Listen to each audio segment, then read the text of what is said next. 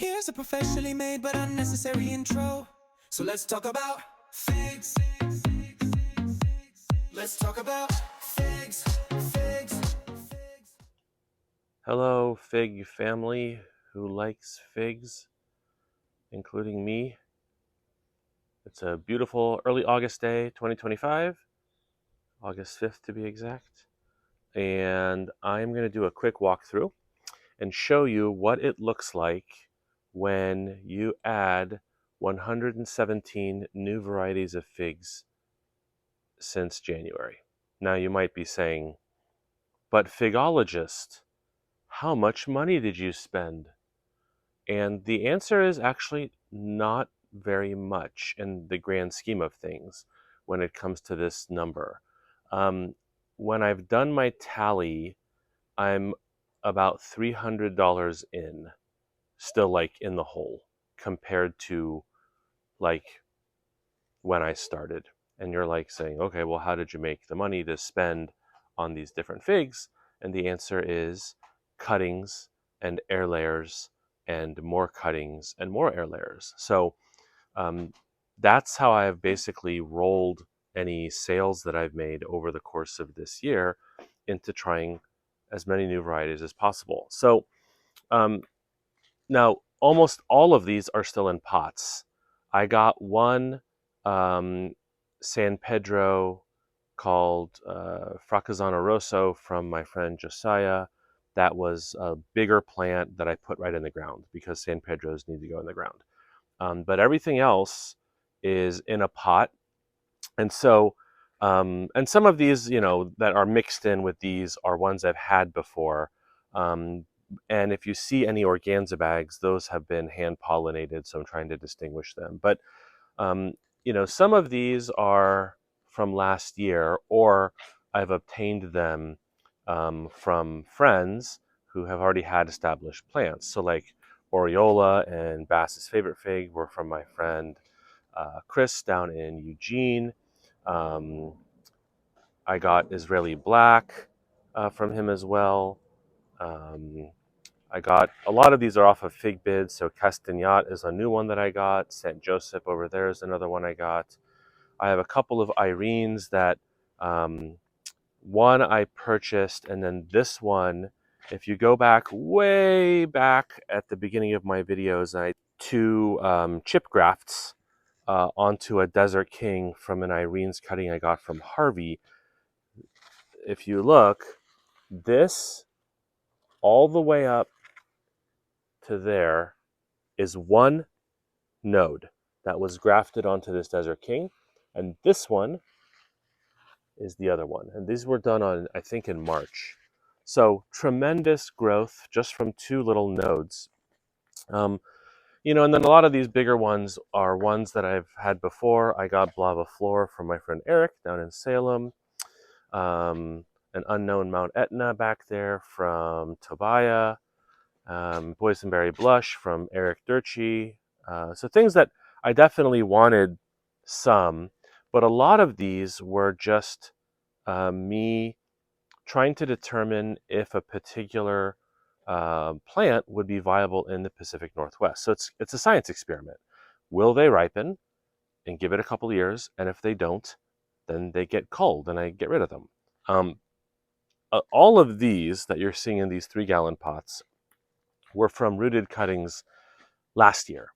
And you're like, wow, those are actually pretty big. Well, I've already taken about 3 feet off of the top of all of these because I'm trying to encourage side branching.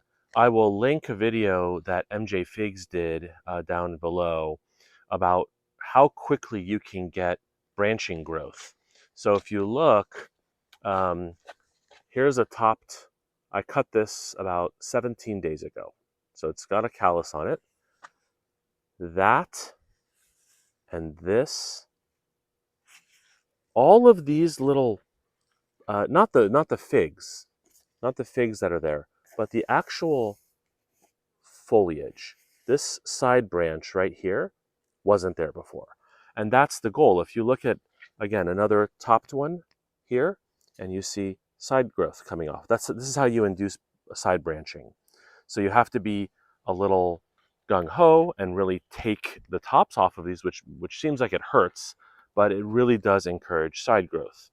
These are all, these smaller ones are typically from either this year's cuttings or um, these are actually primarily smaller plants that I've purchased. These slightly taller ones are this year's cuttings. And again, each pot that you're seeing, for the most part, is a different variety, with the exception of these little, they look a little wilty, but all these little 2 gallons are all air layers that I've harvested.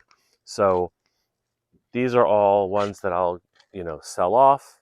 And you can see some of them actually have, like these are Ronde Bordeaux, so you can't help but get main crop figs as part of the air layer, but that's okay. I even caprified a few inadvertently, um, not realizing I was going to end up taking them off with the air layer. But these are all viable copies of plants that I already have. And then, I really wasn't planning on doing multiple waves of rooted cuttings, but I have, these are the little babies that were all from fig pops about 2 months ago. And yeah, I just got a bunch of cuttings in the mail. It's kind of like a donation program from a forum that I'm on. And um, they have done really well. And all of these primarily are varieties I didn't have. There's a couple duplicates in there, but I don't, I'll end up keeping only the varieties that I didn't have. Again, this is Zrekwa. Didn't know much about it, but I'm like, hey, it's a thick cutting, and this is all since about early May. And then over here, these are all primarily this year's cuttings. There are a few extra plants in here that I've gotten from people, but like one of the most vigorous varieties, this is Super Jumbo DK that I got from Brian Melton at ProFigs. This is a late January. I started rooting it. Sorry, this is Red Lebanese Bekaa Valley. This one over here is the Super Jumbo DK, and there's a massive fig down here, and it'll ripen for me. Um, some of these are just incredibly vigorous growing, but every one of these is a different variety. Either that I bought cuttings cheap off of FigBid, or from Harvey, or from Brian Melton, where I think the highest quality cuttings I got this year were from. Um, Definitely got cuttings that were poor quality from, especially from one specific one called Barbalone that I got from Ross.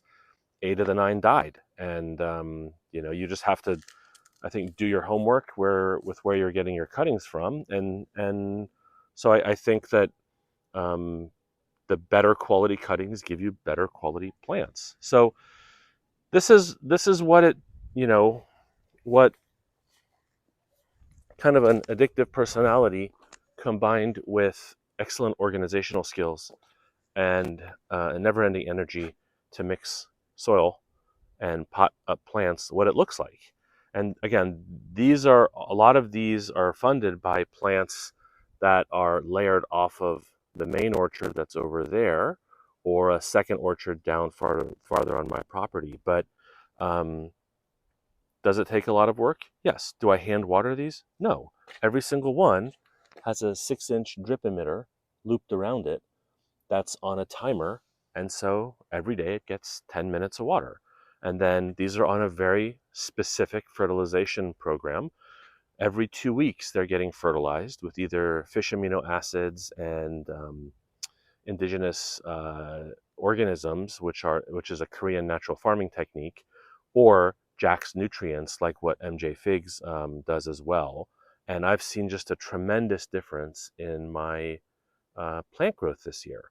And then the other thing I've been doing is a salicylic acid, which is a silica spray. It's a foliar spray that helps with cell wall and like how sturdy a plant can be, but also research, which I've read the research in the botany world, demonstrates improvements in disease resistance with other organisms. I think I've actually sprayed it on things that have very obvious FMV, and it tends to fade. So a lot of different things I'm trying, but it just goes to show that if you have a lot of energy and you want to try your hand at farming, I didn't expect to now have a licensed nursery on my property, which is what I have a nursery now, and it's called Braba, Maine. Um, it's a cute little name that we thought of. Um, but this is what it takes. And so next year, when these get bigger, will I have a bigger crunch in terms of space? I will. So I'll have to get creative in terms of um, how I manage that. But that's part of the fun. That's really what I enjoy. So I wanted to just give you a look, and I've done orchard walkthroughs before, but I haven't done a walkthrough of what the different potted plants, what it looks like to have this many different plants. Um, just wanted to share it with you, and leave your comments down below. I'll leave some links at the bottom, which have helped me in terms of what I've learned this year, and keep eating figs. Have a great day.